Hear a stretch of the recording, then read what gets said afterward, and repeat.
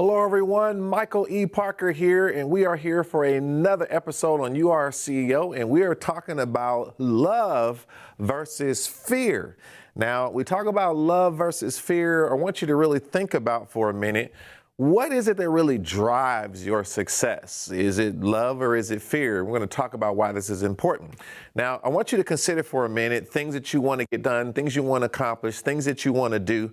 We all got things that we want to actually achieve. And this is, again, we talk about success, to us here at URCO, that's achieving things that's important to you while maintaining your happiness, right? So that is very important. Not everybody defines things that way, but that's how we define that here at URCO.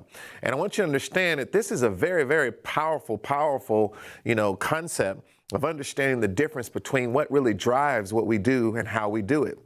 We think about fear, we think about love, we talk about these things and can be very, very powerful emotions and things that really drive, what, gets us up every day, what keeps us going every day. And I want you to understand, that you have to really be distinct in really understanding why you do what you do. So sometimes people will talk about, what is your why? What is the reason that you do what you do? And we have to think deeply about that. Now, I'm going to go to the whiteboard for a minute. I want you to consider these two words. When we think about this whole discussion on love, right, versus fear. Now, there's a lot of discussion that, we can have on what these two words actually mean. But I want you to understand we're talking about driving success, right?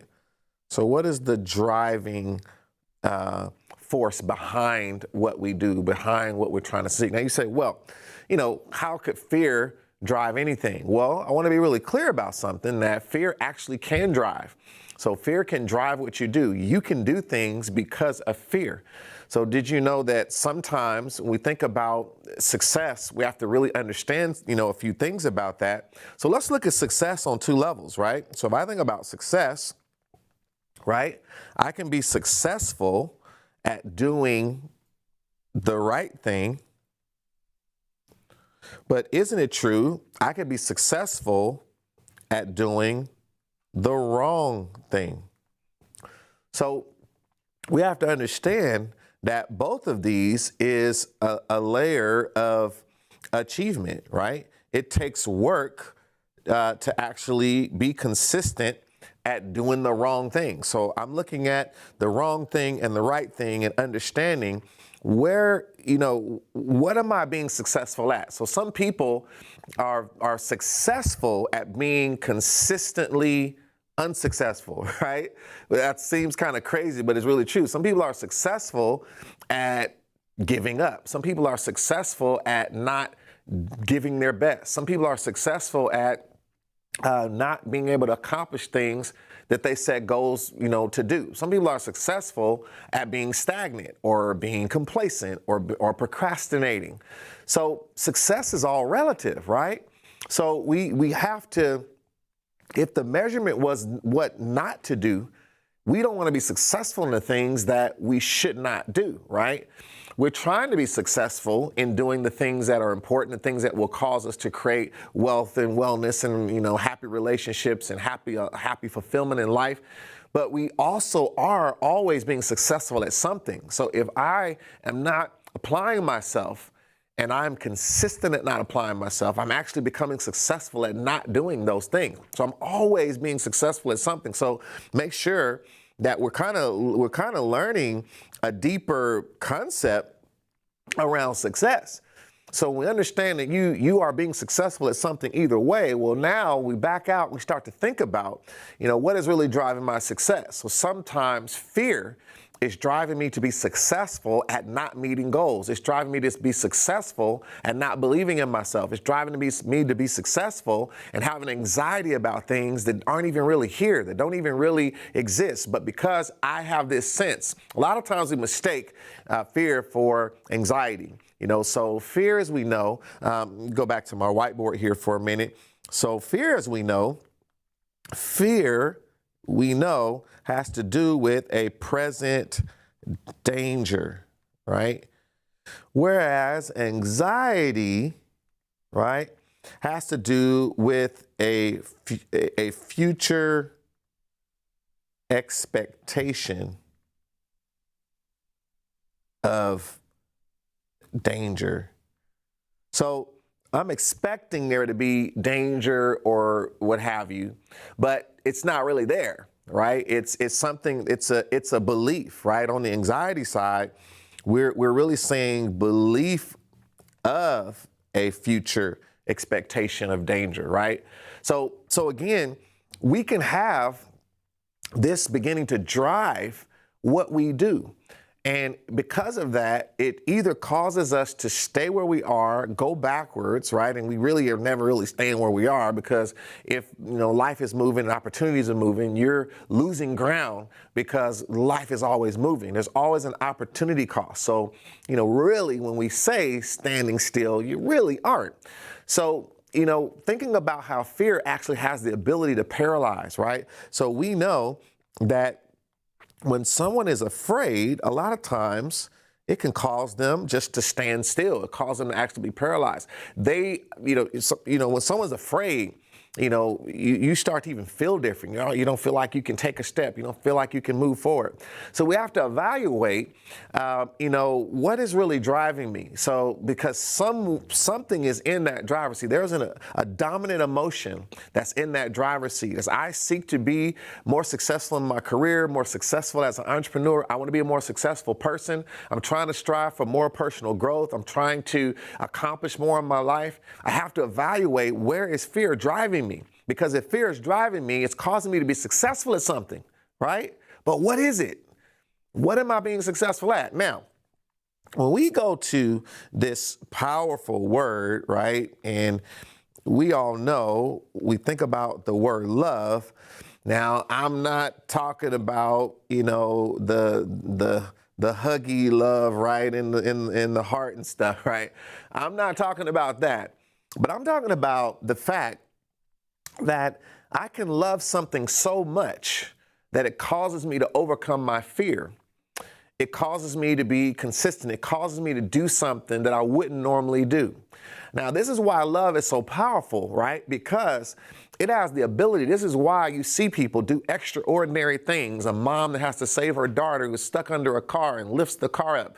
You'll see someone who gives, a kidney to someone they love. Who would do that, right? But that love overcomes that fear.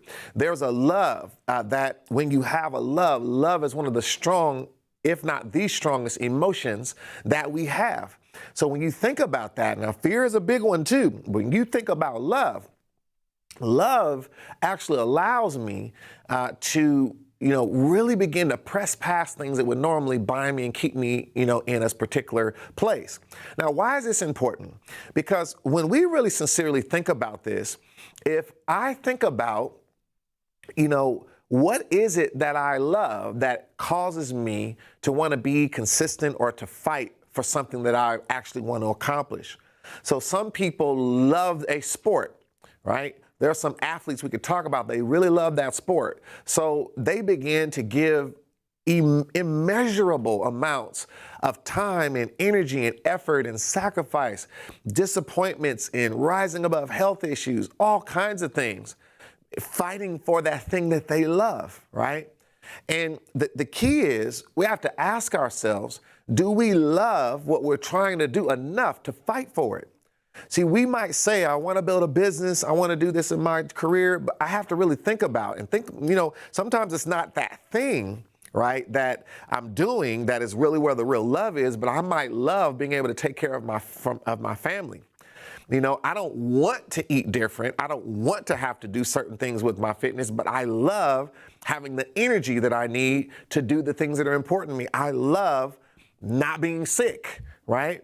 So thinking about, let's go back here for a minute. So when you think about yourself, right, and you really get clear on the thing that you love, and you start to see, put it this way, you start to see the thing that is in the way, right? Let's say there's a wall there, and there's something I have to come over to get to that thing that I love.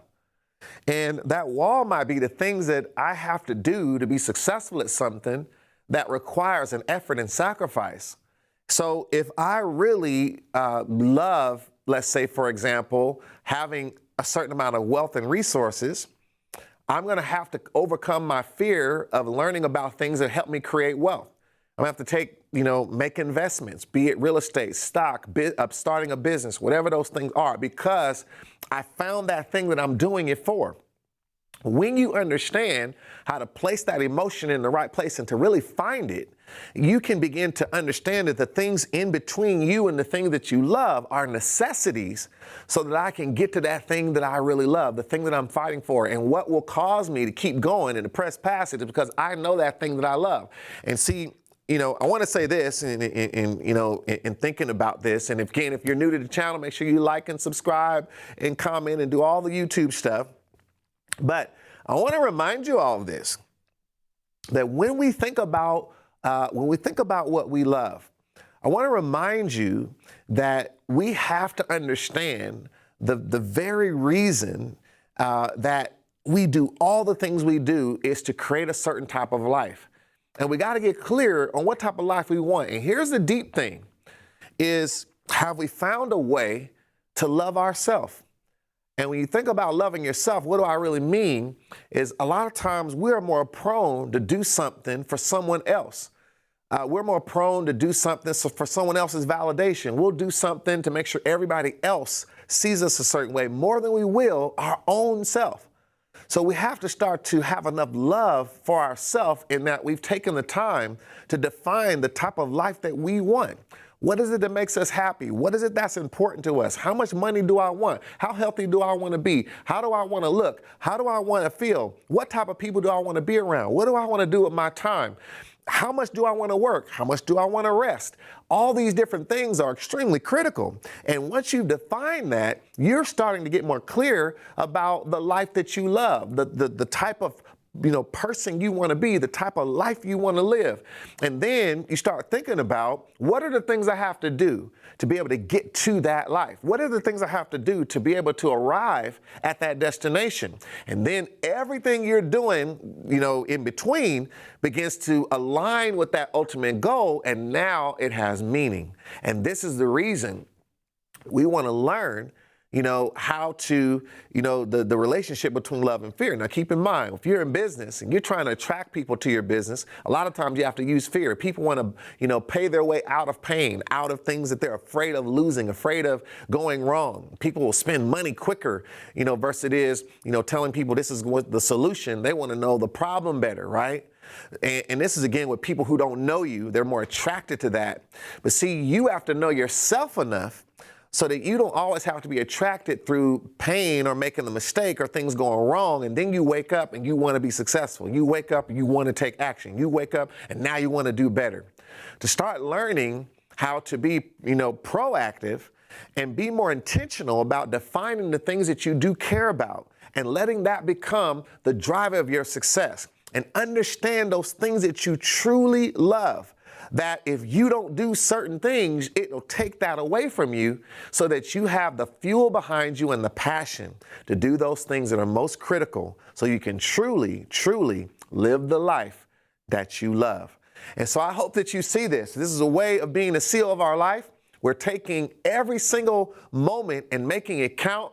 We're thinking deeply about really what we want out of this thing we call life, and we start to redefine the things that we do and why they're important. And we start to let that drive us, because if you can tap into that, see, when you don't tap into that, you're just living, you're just doing stuff. But when you tap into that, you'll find that there's something that's giving you an energy that you didn't know you had, right in the face of adversity, challenge, and obstacle, and you still will find a way to be successful. I'm Michael E. Parker. I hope you enjoyed this session here on You Are a CEO. As always, make sure you like and you subscribe and you comment and keep letting people know about the wonderful things we're talking about here, helping to learn to be the CEOs of our own lives so that we can be successful and be driven by our true love for the life that we want, and to how to overcome fear and not let fear drive us at being successful at being unsuccessful.